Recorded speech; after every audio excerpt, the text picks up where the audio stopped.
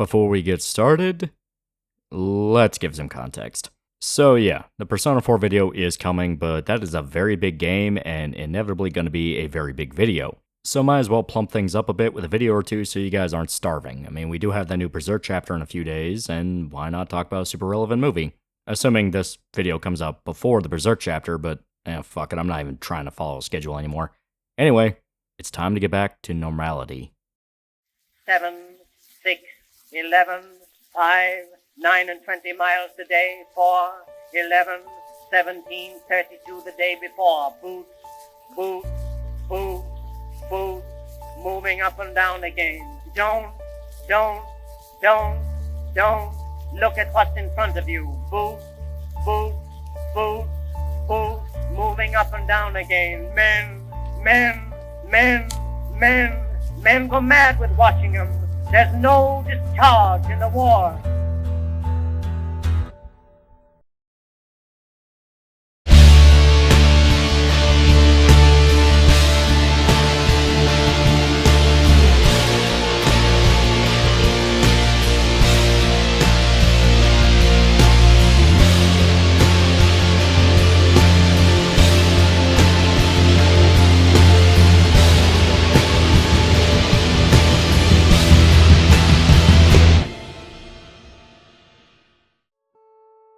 "28 days later.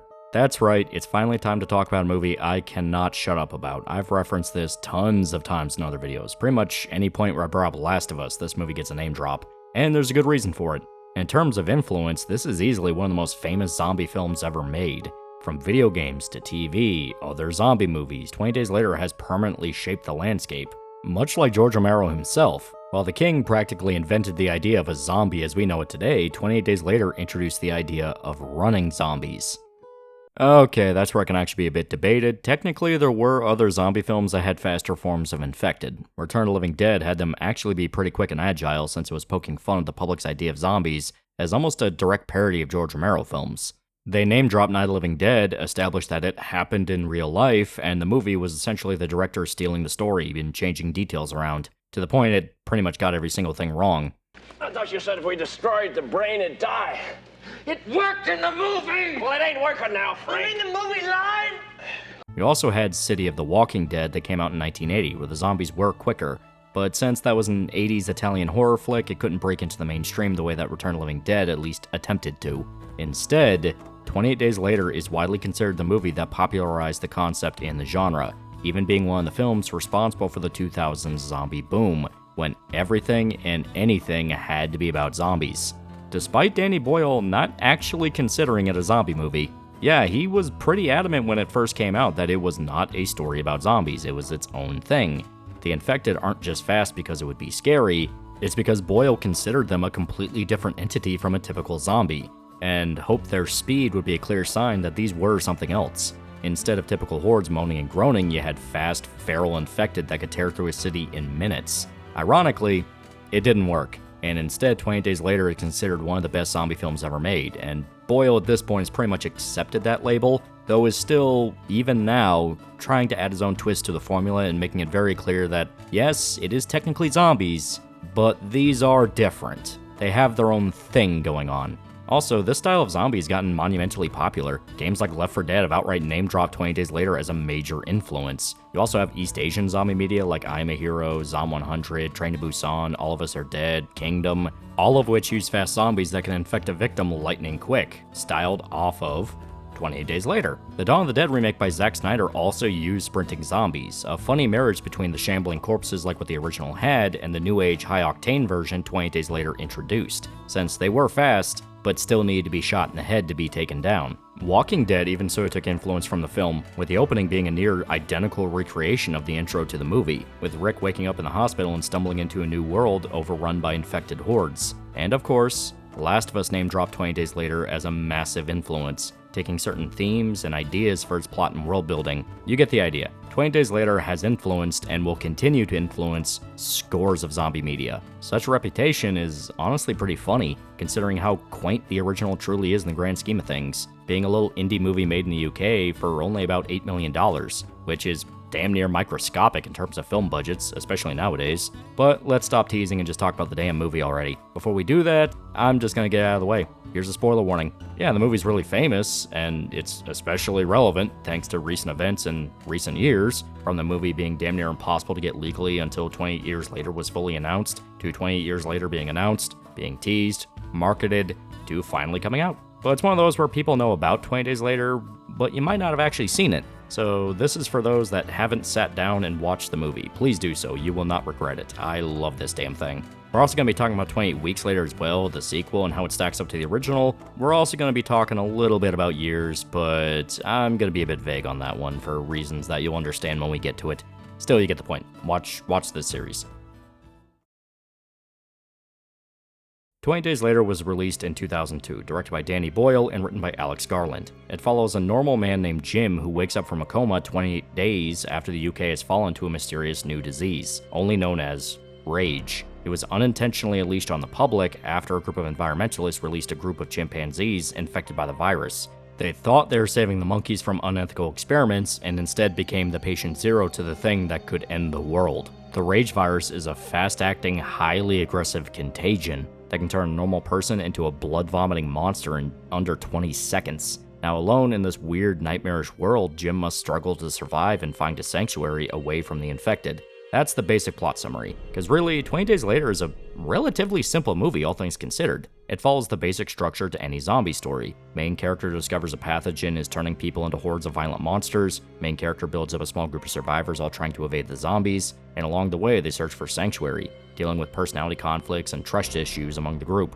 It's a very safe formula, basically the bedrock to the whole genre, but what makes 20 Days Later different from the rest all comes down to style. The way the film is shot, the way it tells the story, how it handles the zombies, everything about it just feels different. It avoids a lot of typical tropes and cliches that a typical zombie story would follow, bravely and proudly doing its own thing. Which makes sense considering the indie vibe the film has. Danny Boyle at this point was known as an indie director, so he never really vibed with just following the mainstream. Plus, it just couldn't afford to follow the pack, so it had to get creative. With the limited resources they had, they managed to make a film that feels like a large journey. But let's stop speaking in empty words and start explaining some things. The film's intro quickly gets you up to speed on how this all works. The infected originated from a biolab where they were experimenting on monkeys. Once a single test subject was released, the virus spreads like wildfire, jumping through the environmentalists and quickly building a small horde. From there, you know all you really need to. The virus takes mere seconds to fully infect a victim and transform them into a feral monster.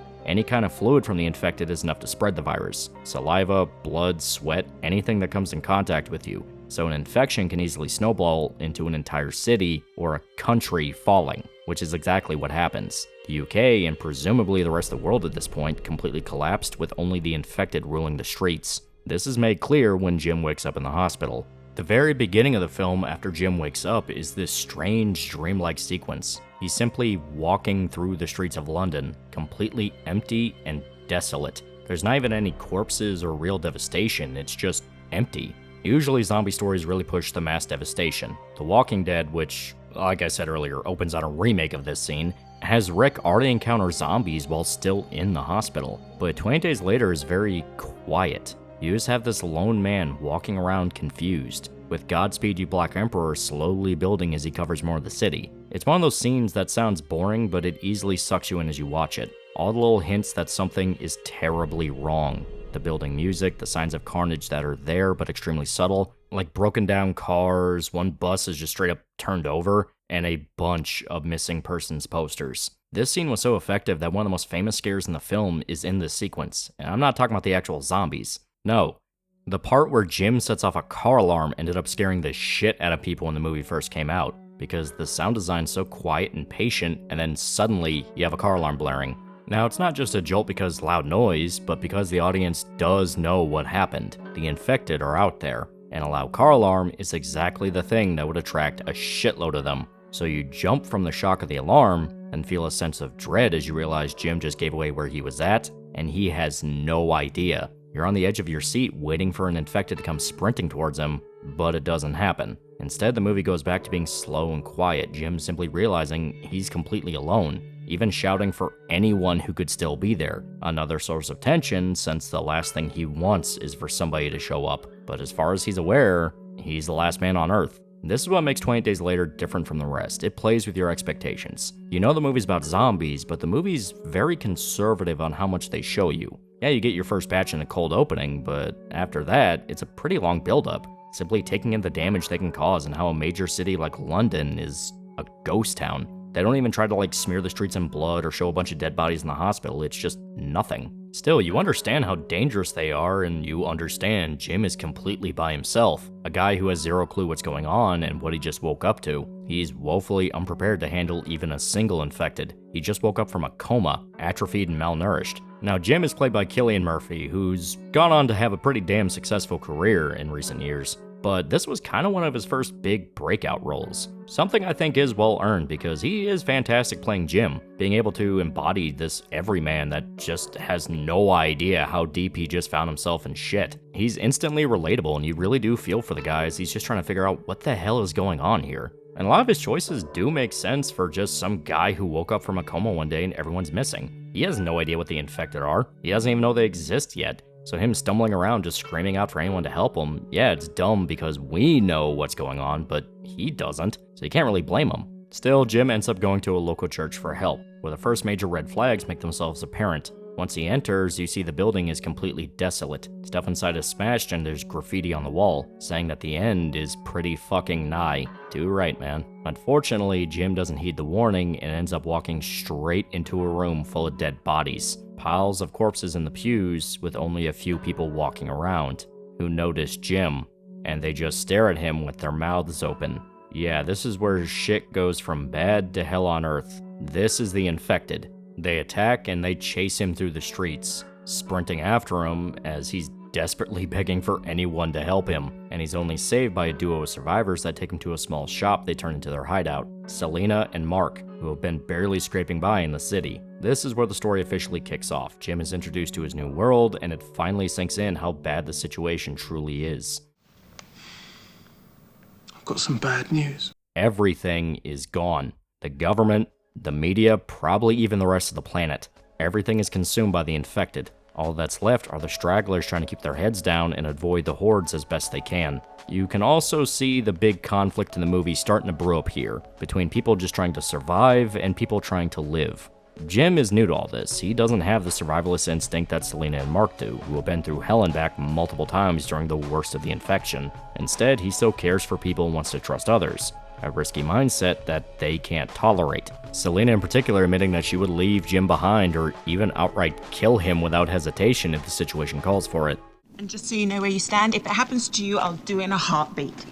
This conflict is one of the biggest themes of the story, something that is called upon in pretty much every plot point from the beginning when Selena saves Jim to later on when they meet other characters, and then fully the ending. This is where the play-by-play ends, and we'll just talk more in a general sense, mainly about the different ideas the movie brings up in the larger story. Now, I said that the big theme of the story is the difference between survival and actual living. And yes, the movie calls attention to this a lot, especially later on when you meet Frank, because that's kind of his whole deal. Later in the movie, after the trio goes to Jim's house to check on his parents, they suffer an attack by the infected. Mark is wounded and exposed to infected blood. Selena kills him before he turns, and the surviving two try to take shelter in a nearby apartment tower. They run into a group of infected there as well, but are saved by a mysterious man in riot gear. He quickly dispatches the infected, and we discover that the man is named Frank, surviving in his apartment along with his daughter Hannah. Despite the hellscape around them, the two are actually living pretty comfortably, at least as best as they can be, even putting up Christmas decorations to celebrate the holidays. It's a very jarring scene. So much carnage and horror just a few minutes beforehand, and now you see this plucky guy and his daughter offering Jim and Selena tea. Frank embodies someone that doesn't want to just survive, he wants to live, to make sure his daughter is happy and safe, and can actually enjoy what's left in life to enjoy. He even has a plan to escape London. There's a military broadcast promising shelter and security from the infected. Selena doesn't buy it, fully consumed by the survivalist mentality to the point she just assumes they're already dead, but Frank needs the hope. Staying in London is a death sentence. Sure, the infected made the streets safer, but now they're a problem too. So the group all agreed to journey north, towards Manchester where the last military blockade's supposed to be. Really, this is where 28 Days Later reveals that it's, at its core, kind of a road trip movie. Or at the very least, that's what it turns into, because the movie does kind of become different things at different points. So at this point, after they all meet up, you just have this group of strangers growing to trust one another and build up a sort of found family as they go on this road trip. Jim's family is unfortunately dead, his parents committing suicide after the city fell to avoid being killed by the infected, and while you never figure out what actually is Selena's backstory, you can assume any loved ones she had are gone too. A large part of Jim's character is looking for a new family, a new place to belong. In the beginning, when he journeys with Selena and Mark, you see that he has trouble fitting in with them. He's not as sharp and ends up breaking some rules he didn't even know existed simply because he didn't have the foresight that they did, such as lighting a candle so he could see in the dark, not realizing the infected would be attracted by the light, causing them to attack the house, which is actually what gets Mark killed. Despite partially being responsible for the death of her friend, Selena doesn't blame Jim for it, simply seeing it as bad luck and just what happens in this new world. He also isn't as fit as Selena, still weak from his coma and almost being left behind when the infected chased him up the apartment building. Every situation screams that Jim is an outsider. He doesn't belong in this world, and he will die fast if he doesn't figure out what to do and where to go. Selena can only realistically pull him out of so many situations before it just goes wrong or she decides it's not worth the effort. She has to look out for her life too, and Jim's search for a family plays into this. You see it throughout the beginning of the movie. He couldn't find any doctors at the hospital, so he tried going into the city. When London was completely empty, he ended up just wandering to a church, hoping to talk to a priest. Jim's first reaction during a situation like this was just to find an authority figure to help him. He doesn't know what to do and was hoping to find someone who does that can do something.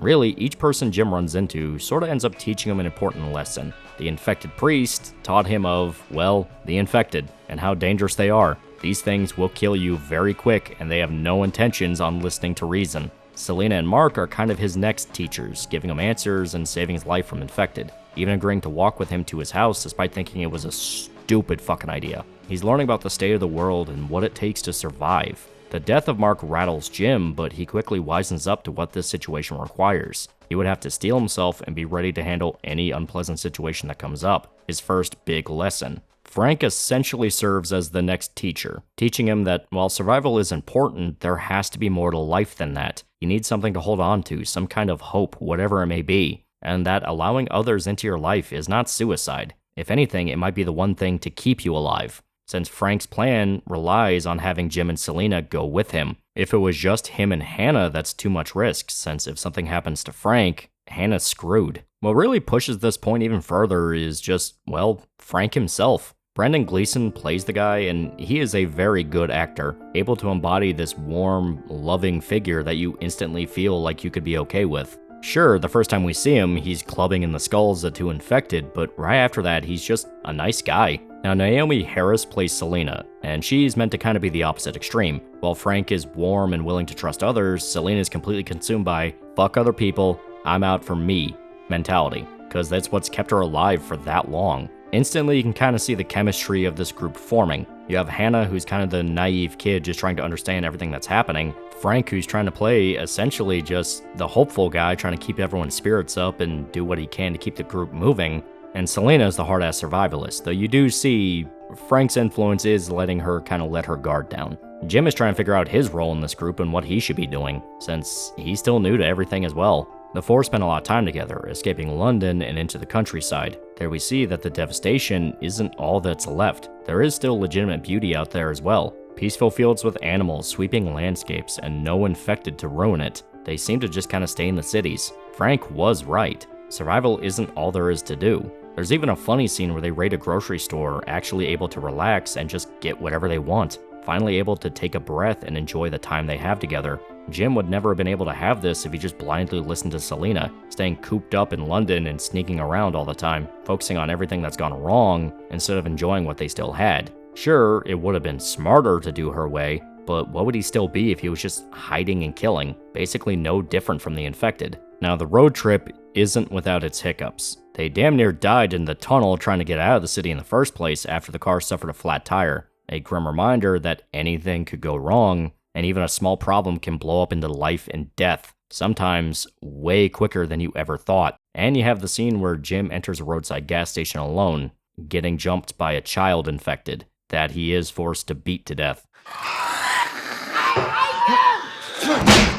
As much as Jim tries to hide it, this situation gets to him. Another lesson from this brutal world, that even children weren't spared from infection, and sometimes survival means doing things that are truly terrible. The The poor kid had to die, yes, he was infected and at that point was just a feral monster. In a way, Jim was kinda doing him a favor by just killing him there, but he didn't have to feel good about it, and he doesn't. Still, this road trip is exactly what Jim needed. He was terrified of being alone, shown in a nightmare sequence where he was left at the campsite, abandoned. He feels like he finally found his place to belong in, and he does not want to let it go. He has his people with him now, the place where he belongs and is willing to fight for. The scene of him killing the child isn't just there to be fucked up, but to, ironically, show how far Jim has come in his journey. In the beginning, he was passive and terrified, having zero survival skills and just relying on Selena to save him. But now he's reaching a level where he can stand up for himself. This is something I'll talk about later, but another big idea the movie plays with is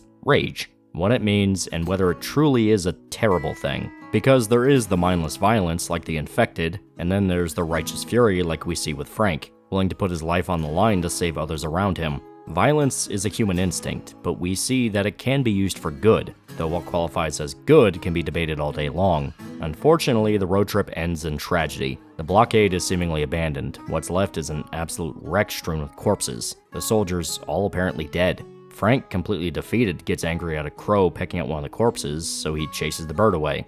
Then a single drop of blood gets in his eye, and that's enough to infect him. The corpse contained the rage virus, and now Frank has mere seconds before he's one of them too. Now Mark's death got to Jim, his first taste of intimate, grisly violence pretty much ever. Frank's death is worse. The group grew to love the guy, this big happy teddy bear that wanted to take care of them, and now he's doomed to be a feral monster. Keep away from me! Dad? Keep away from me! Keep away from me! Keep away! Away! Selena is screaming her head off to just kill him. Hannah's completely broken, and Jim has no idea what to do. The absolute worst case scenario happened, and he can't get his head together. Still, he does eventually go to hit Frank with a baseball bat, and instead the poor guy's shot to pieces. Quickly put down by a group of soldiers hiding out in the shrubbery.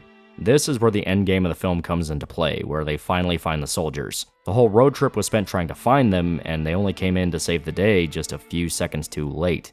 You would think. Right from the get-go, something is off about these guys. Yeah, they're armed to the teeth, and that makes sense. I mean, they're soldiers, and the infections, kind of making that a pretty good selling point right now. You'd want to be surrounded by guys with guns that know what they're doing. But something about them doesn't make you feel like they've reached a sanctuary. The leader, a man by the name of Major Henry West, is quick to adopt the surviving three, taking them on a tour of their hideout, a mansion they repurposed as a base. He seems like a guy that's easy to talk to, holding a clear control over his soldiers, and seems to know what to do to handle the infected, creating a perfect kill zone to pick off any uninvited guests that try to puke blood all over the party. But there are signs these guys have their own agenda, confiscating the trio's weapons, with one soldier in particular acting a tad too friendly with Selena. You also see that West has one of his own men captured and chained up, an infected man named Private Mailer. He's keeping the poor bastard alive to essentially experiment on him, see how the infected behave, and if they can starve to death. Now, this is a pretty massive red flag, all things considered, but West is able to explain his thought process pretty well.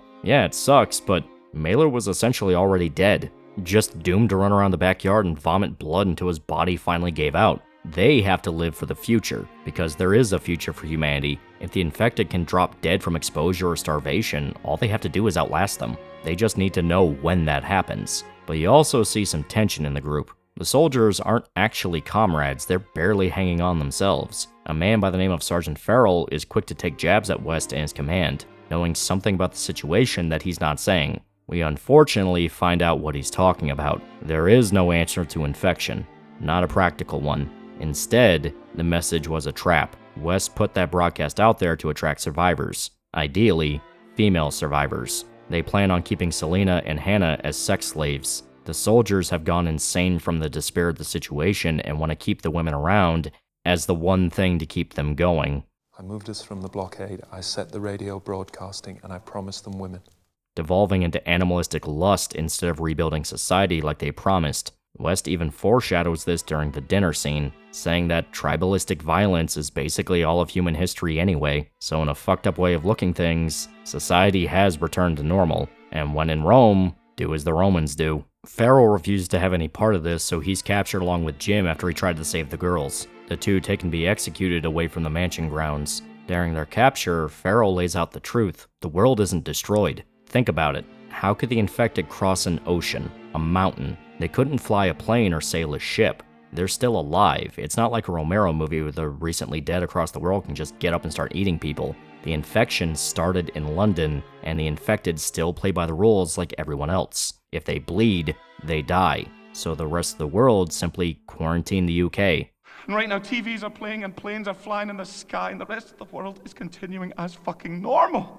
Leaving the island to die while they waited the infection out. This is actually a pretty good twist for multiple reasons. Not just that you find out that the soldiers are crazy either, but discovering that the rest of the world is still perfectly fine builds up this interesting conflict in the story. To the characters, this is hell on earth, a living nightmare that could kill you in seconds. But just across the channel, life is going on just fine. Sure, the world's probably paranoid as all hell the infection could find a way to escape, but nations like America probably think of it all as like a dark joke. The funny part is, in the very beginning of the movie, when Jim is talking with Selena for the first time, she talks about how there were rumors that the infection got out, even reports that it was in New York. The day before the TV and radio stopped broadcasting, there were reports of infection in Paris and New York. But if UK is under quarantine, then is that even true?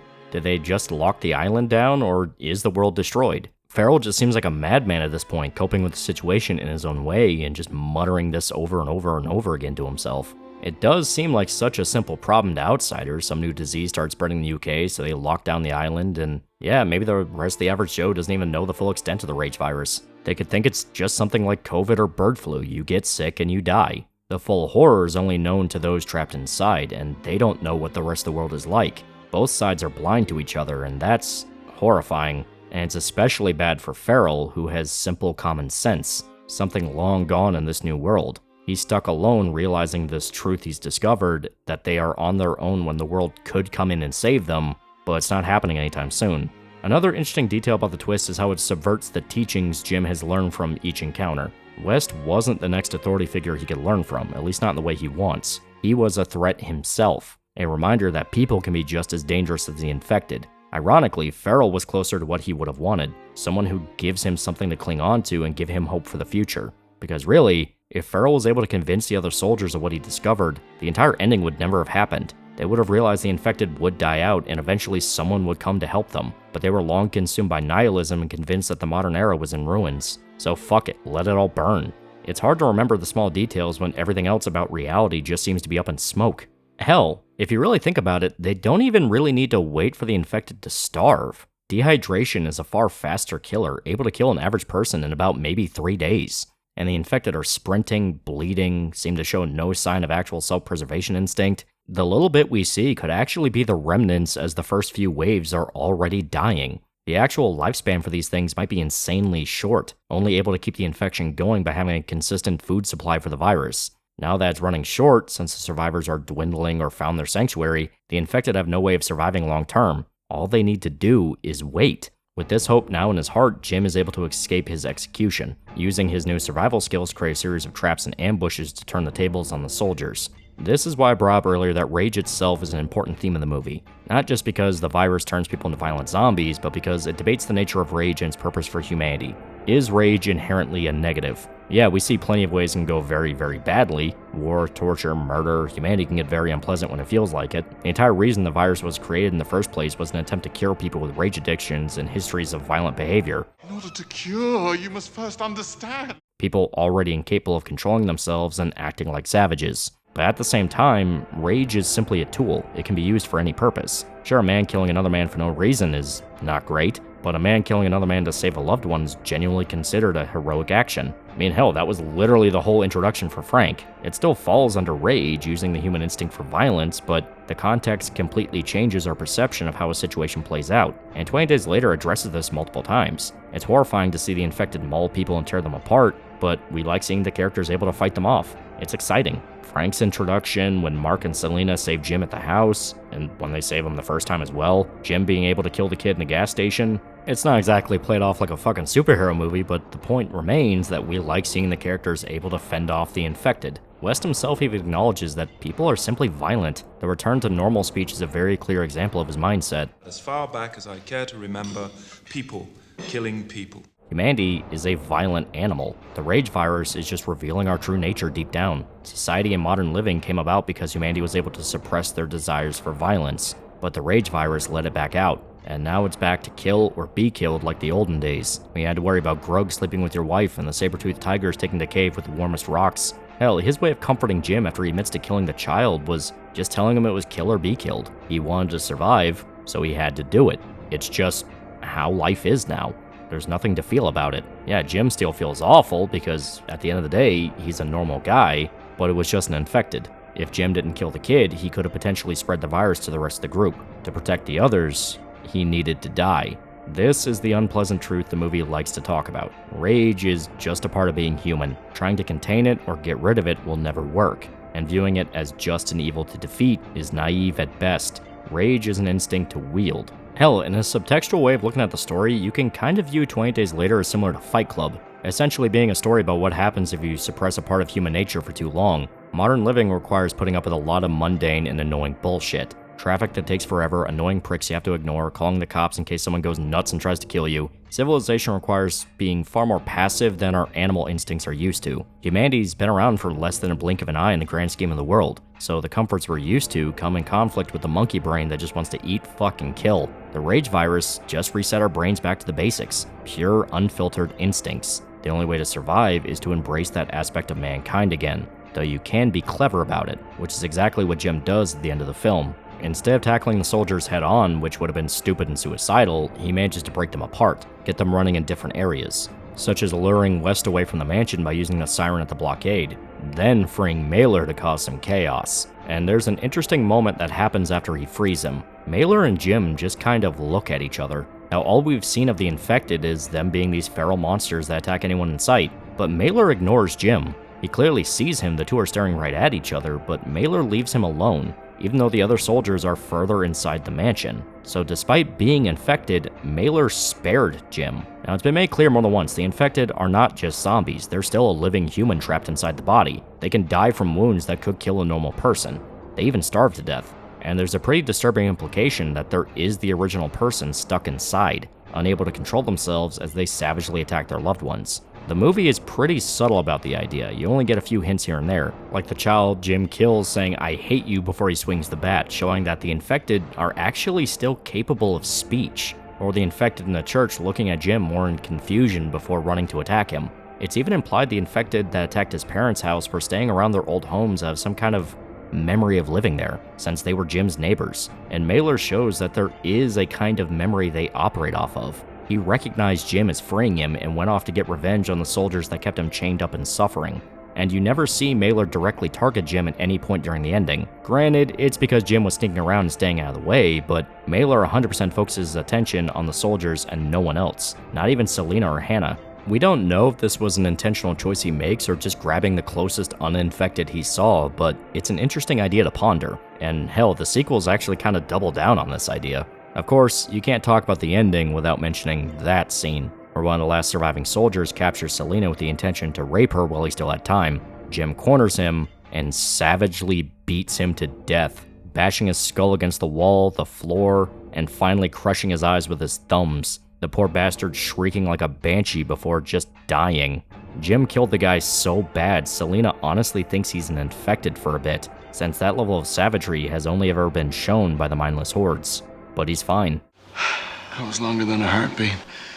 The two finally embracing as they realize they can escape. And here's where we can talk about the ending of the film. So 20 Days Later has a few different endings. Kind of. Only one of them was actually made, but the other alternate ending is well known, since the studio was very open that they were sitting on the idea. Now, the theatrical ending is the easiest to find, and is the canon one considering the new trilogy of films coming out. Theatrical has the trio try to escape the mansion in Frank's car, but they're cornered by West. He shoots Jim, and Hannah backs the car up to the small horde of infected Mailer's created. They drag West out, and he's ripped to pieces while the three finally escape, crashing through the gate. After this, we see Jim wake up in a small house. They manage to find shelter deep in the forest and have been working on a signal to catch the attention of a jet flying overhead, something Jim saw earlier in the movie when he escaped being executed, proving that yes, there is a quarantine, the world is not destroyed.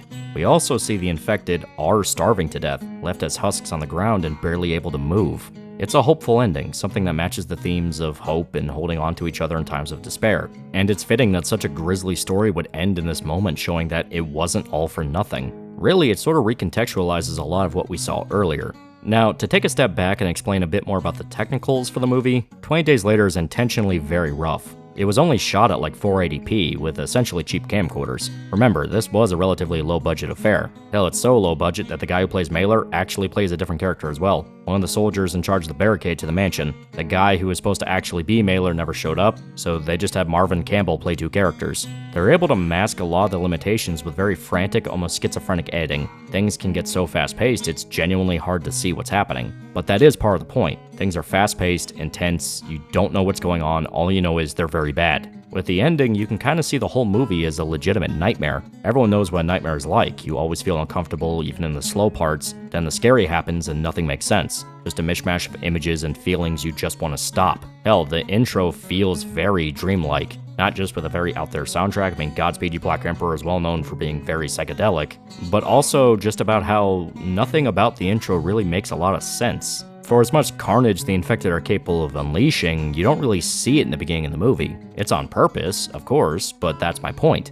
20 Days Later matches the vibe of a nightmare very well. It also explains some of the more out there parts of the movie, like Mailer choosing not to attack Jim or the infected in the church just staring at him. It's essentially just what Jim remembers what happened. It's an interesting way of looking at the movie, that maybe him dreaming all this is affecting certain details. But it ends with him finally waking up.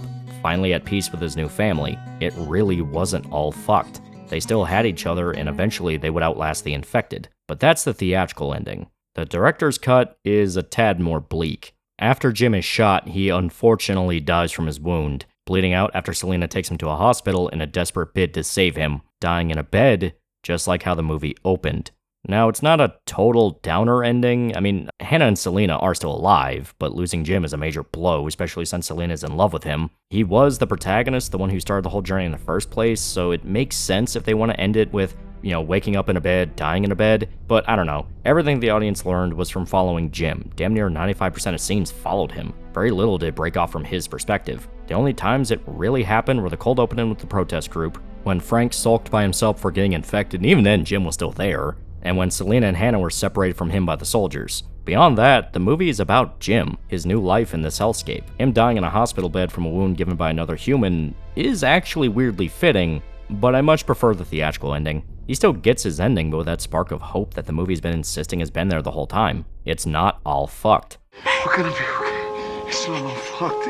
Now, the other alternate ending is weird. It's a radically different one from either version. When the group reaches the blockade and Frank is infected, they don't kill him. Instead, they knock him out and then go to a research facility that just happened to be up the road for some reason. Taking them to a research lab where it's revealed that there is a way to cure the infection. It requires a full blood transfusion. Jim decides to sacrifice himself to cure Frank, taking on his infection and dying so the others can be together. It's an ass pull and a half. This ending was never actually made and only exists in storyboards, for good reason I'd say, because that's fucking goofy. I'm very thankful they never went with this one because I'm not cool with that for at all. The virus is meant to be this unknowable entity that shakes the world. We know it was an experiment by the scientists at Cambridge, but nothing beyond that. The scientist that's confronted by the protesters doesn't explain anything about it beyond saying it's just rage. Hell, the little bit of detail I gave that's meant to cure people with like rage addiction or mental illness, that was covered in comics that came out after the movie. For the movie just itself,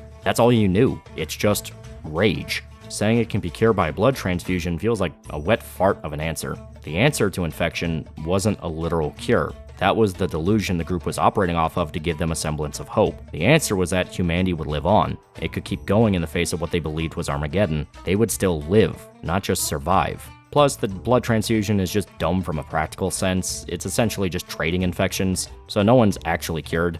And I mean, the virus spreads like a wildfire, so doubt you'd be able to strap enough infected down for the procedure for it to have any real effect, at least not without it going horribly wrong very fast. Now, the soldiers themselves just being stuck in the situation with no answer works leagues better. Especially since the ending kind of feels like a tribute to Apocalypse Now. I mean, obviously West isn't as fleshed out as Kurt's, but you do kind of get that vibe. Especially with the ending when, Jim has to go full gorilla to go after them. I don't know. It felt a little Apocalypse Now to me. Still, that's 28 Days Later. It is an amazing movie, and there's a lot more to this franchise out there. You have the various comic books that cover the events both before and after the movie, even explaining more of the origins of the Rage virus and what the intentions of the project truly were, starting off as an attempt to heal the mentally ill, and eventually evolving into a bioweapon, something intended to be sold to the highest bidder, which is an exceptionally stupid idea. In a way, those dumbass protesters kind of saved the world. Sure, the UK fell, but if the virus was unleashed anywhere but the UK, the entire planet was at risk of falling. Just imagine this virus kicking off somewhere like Miami or New York. That would have been apocalyptic, a true extinction-level event. They also do confirm that the rumors that Selena talked about in the beginning of the movie, of it being in both mainland Europe and America, that was bullshit. It was propaganda purely to keep people on the island so they don't try to escape. I mean, the movie itself also does confirm that the rumors were bullshit since the rest of the world is fine, but, the comics explain more about how that actual plot point works. Now, you also have the actual sequels, which we'll talk a little bit about. So 5 years after the original film's release in 2007, 28 weeks later released, expanding on the original movie and showcasing an attempt to repopulate the UK after the virus is seemingly wiped out. Now, 28 Days Later is the small-budget, intimate little horror film, part of the wave of UK indie movies that were popular around the late 90s to early 2000s, since stuff like Trainspotting and Dead Man's Shoes were also part of this wave. And funny enough, Trainspotting was essentially what allowed 28 Days Later to be made, since it was also directed by Danny Boyle. But Weeks Later is a far higher budget affair, having double the money of the original in a far larger scale. The film focuses on a single family, the Harrises. Dawn, his wife Alice, and their children, Tammy and Andy. The intro shows Dawn and Alice hiding out with a group of survivors that are taking shelter in a cottage far away from London. Unfortunately, their shelter is sniffed out by infected. During the chaos, Dawn is forced to abandon his wife, and he's chased by a horde, seemingly leaving her to die. Months later, after the infected seemingly all starve to death, NATO begins an operation to clean up the damage from the rage virus, even bring in refugees to repopulate. Dawn's children are a part of this operation since they were out of the country when the outbreak began, and the children finally reunite with their father and settle into their new lives in the safe zone. Dawn himself actually appointed to the position of civilian caretaker since he was one of the few survivors still in the country when they got there. Still, the kids want to go and sneak back to their old home, despite the area still containing remnants of infected. They manage to get back to their house, and they actually find their mother still alive and uninfected. She's okay, despite their father telling them she was dead. The children and their mother are retrieved by the military, and it's discovered Alice has become an asymptomatic carrier for the rage virus. She's still contagious, but she doesn't show any symptoms and has not turned.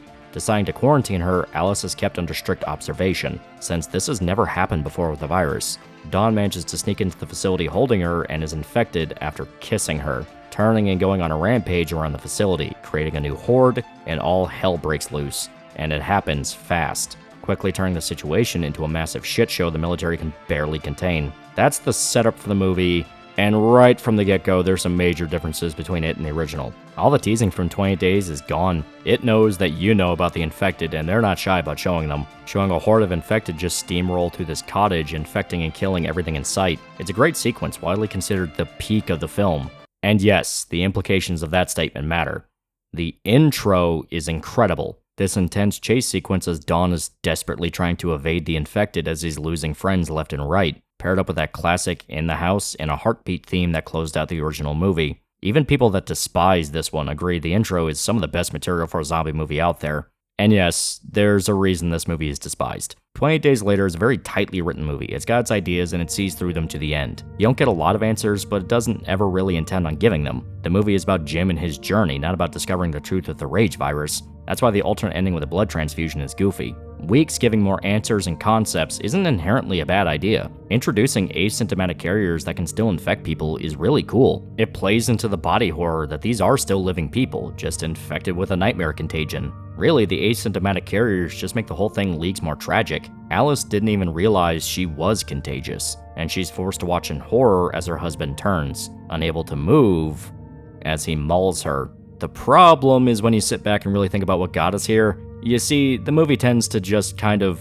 ignore a lot of reality to get characters to certain points, like the kids just being able to escape from a military quarantine. That's a pretty big stretch by itself, but I mean, okay, it's not irredeemable, it's just a tad convenient. You know, they are kids, they're gonna have some level of plot armor, they are the protagonists, they are meant to do something spectacular. I get it. But Dawn, a total civilian being able to slip into the heavily guarded facility to see his wife, who is under extreme guard due to her technically being an infected? Yeah, at that point, go fuck yourself. It's not like Dawn's some big wig with NATO. Yeah, he was the caretaker for the zone, but the military still very much kept their boundaries for where he was allowed to go. He was not military personnel. Essentially, he had full access until he didn't. So him just being able to go see Alice that's getting a tad goofy. Still, it's a single infected and a base full of military guys training to kill them, so it shouldn't be too much of an issue. Sure, Tammy and Andy will be fucked up from losing both their parents, especially when they just learn their mom's still alive, but at least that'll be the end of it. Why the fuck is no one reacting to this? Yeah, Dawn's just able to walk around and infect people. The very clearly turned man that is smeared in blood and growling, and not a single alert is raised or anyone tries to shoot him. Reminder, the infected are still human. A few bullets in his chest are more than enough to cut this early, but nothing of the sort happens. He's just able to move and infect as he sees fit. So yeah, the script very much ignores reality when it comes time to set up a cool moment. And in all fairness, 20 Weeks Later actually has a lot of cool moments, despite how goofy the movie can get. There is a lot to appreciate here. There's more than a few sequences that genuinely kick ass, even after it starts dipping into some pretty clear stupidity. The scene where Dawn infects the safe room full of people is actually really intense. It fully emulates that fucked up nightmare vibe the original had. It's hard to tell what's happening visually, but hearing the infected roars slowly overtaking the terrified screaming is, not gonna lie, kind of incredible. The scene where the infected take the streets with the military barely able to tell the difference between the infected and scared civilians is another great sequence. The going to hell part of the movie is actually awesome. Genuinely love this part. The problem was to get there required a lot of just kinda stupid shit. Still, if you turn your brain off, it's fun as hell just to watch fast-paced zombie chaos, and the movie is genuinely creative for a lot of its ideas, such as doubling down on the implications that the infected are somewhat sentient by showing Dawn just outright stalk his children. He's pursuing them through the whole movie once he's infected, driven by some hidden desire or instinct to kill them as well, since he doesn't seem to have any intention on infecting them. He wants to kill them. He fucked Alice up.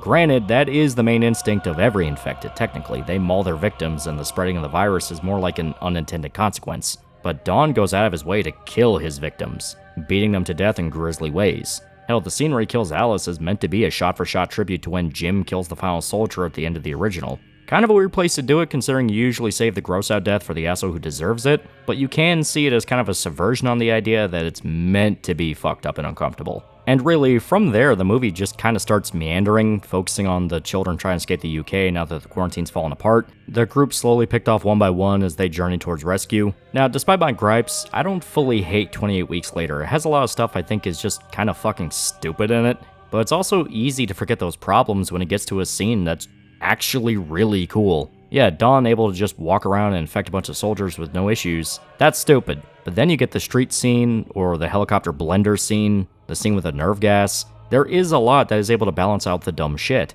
So instead of being a masterpiece like the first movie, Weeks Later is more like a flawed gem. It's still pretty good, and leagues better than some of the other dumb shit the zombie genre has, but it's just not as good as the all-time greats. It's just fun. And of course, we gotta talk about the ending. You know, the ending where it's implied that the infection has escaped Europe and has gotten to the mainland. That's kind of a big fucking deal, since there's a pretty big implication that once it does that, the world is over and dead. And it's a very clear, obvious tease for a sequel, which is what they've been intending to do for a while. But despite being all around pretty good and actually making more than its money back, the 28 franchise went quiet after Weeks. And when I say that it made its money back, it was able to turn $15 million into $65 million. This absolutely was not a flop. Divide among fans, yes. I mean, hell, I actually remember hating this movie a lot more than I did on a recent rewatch. But still, this didn't fail by any definition. People still reference scenes of Weeks Later to this day, even before Years was announced. Now, a big reason why some sequences in Weeks Later hold up probably has to do with Danny Boyle's directing. He genuinely loves the franchise and basically treats it like his baby. So even though Weeks was technically directed by Juan Carlos Fresnadillo, multiple scenes were directly handled by Boyle, which might be why the movie can go from genuinely kick-ass to just kind of okay, because Juan Carlos doesn't really have anything spectacular to his name. I mean, I'm not hating on the guy, but check out some of his credits. Regardless, the franchise went dead. It was still beloved, still referenced, and still influenced franchises even deep in the 2010s. Hell, people were saying that an episode of High School of the Dead actually played a remix version of In the House in a Heartbeat. So yeah, it still very much had its claws all over the place. But the actual 28 franchise hit a snag. A third film was actually announced not long after Weeks released. As stated, it did very well for an R-rated zombie horror film, but development hell hit, and it hit hard. For a solid 12 years, all signs of progress were dead and buried. Just one of those things where it should have worked out, but just didn't. Even if Weeks was just kind of meh in kind of more than a few parts, The momentum for the franchise was still there. Danny Boyle and Alex Garland saw it too, having multiple conversations through the years about coming back to the series. And come 2023, it was officially announced. 28 years later. Not just a new sequel, but the start of a new trilogy of movies, exploring the effects the rage virus had on the world now a damn near 30 years post the original outbreak. And at the time of this video, it has released. It's out, you can watch it. I did see it, but I'm going to hold off talking about a lot of the specifics for now. The most I'll say is, I liked it, but it definitely feels like the start of a trilogy. There's a lot of setups for ideas that later movies will expand on. The ending, especially, is a massive cliffhanger that will divide people. I'm already seeing a ton of posts by people saying exactly that the ending was fucking stupid in their eyes and they checked the fuck out at it. It especially doesn't help that the movie is almost entirely build-up. It's just building up different ideas and concepts and kind of having to drop those to go talk about others that they also want to build up. So by the end, you don't get a lot of answers or really feel like the journey's over by any means. It's intentional, but it's frustrating. And knowing that you have to wait for the other two movies, that kind of doesn't make it any better. Especially considering the fact that the third one's going to hinge on whether or not Bone Temple does well, which is the second movie that's supposed to be out in just a few months. Now, for the actual concepts themselves, I do like a lot of what they put forward, such as making the infected a lot more like primal, almost cavemen-like savages. Multiple points I kept thinking to myself, this is a lot like The Forest or even outright The Descent, where now the infected are kind of more of a side species to mankind than just being people infected. It also fully dedicates to the fact that a full 28 years had passed since the original. Society and culture itself has fundamentally changed, to a degree where it can almost feel like a fantasy movie, that this in no way is like reality. So whenever it actually does reference that this is still taking place on planet Earth in the middle of the UK, it can be jarring. It's intentionally jarring, but still jarring. So really, my thoughts on Years are, it's good, but it's gonna depend on the other two movies coming out. This is the start of a new trilogy, and it in every single way feels almost like the opening chapters to a book. So if the rest of the trilogy sucks, that's gonna bring this down a lot, because then a lot of the ideas it brought up are gonna feel like wasted time, missed potential. It's just gonna feel like, what was even the point of this? Still, at the very least, right now, I will definitely say it's way better than Weeks. It feels more consistent than that movie, and I like a lot of the concepts in it. Years will very obviously get its own video once it's kind of said and done, but, want to give people time to sit down and watch it. I'm gonna just speak in vagues right here. I mean, it literally just came out. You gotta give it time to breathe and spread. At the very least, the movie is willing to get weird. It's willing to just show you these concepts and ideas and basically say, if you're not on board, you're not on board. Even the soundtrack, it's very out there and psychedelic, much like a lot of the music in the original film. It's one of the highlights to me personally. A lot of the music was done by a band called The Young Fathers, which I never heard of them before, but they made pretty good music for this. So at the moment, Years is just kind of in the wait and see territory. Parts I really liked, mixed with some stuff where I'm like, okay, I gotta see where this goes. But, yeah, all in all, I'm excited to see the franchise come back. It's a fantastic zombie series, and the original is an amazing time you will not regret watching. It's intense, it's disturbing, it's weirdly heartfelt more than once, but most of all, it's memorable. Please sit down and give this franchise a chance. You won't be disappointed, at least with the original movie. And some of the comics, those can actually get kind of dope. But do you know what else won't disappoint you? Gamer subs, use code TAL at checkout. Use the code. Use the code, it'll protect you. Use the code, it protects you. It's summer, the season of warm sunshine and gamer subs. Use the code. Use the code. Use the code or a dark-skinned tomboy will never save you from a horde of feral zombies. Use the code!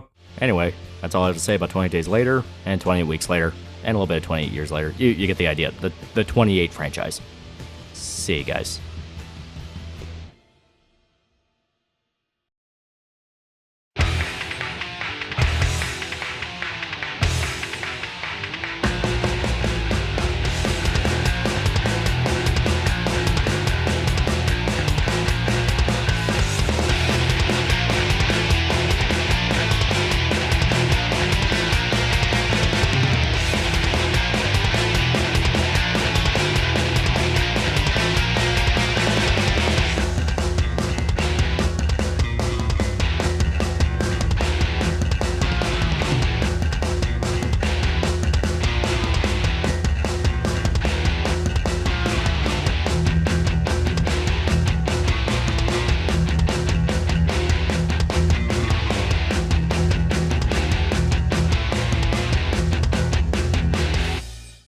Hey, loser. Do you want a shirt? Do you want a t-shirt? I have shirts now. Look in the description for a link to a t-shirt you can buy. If you don't buy the t-shirt, I'll kill your family. If you don't buy the t-shirt, I'll poison your dog. If you don't buy the t-shirt, you're going to be the only person in town that does not have a t-shirt.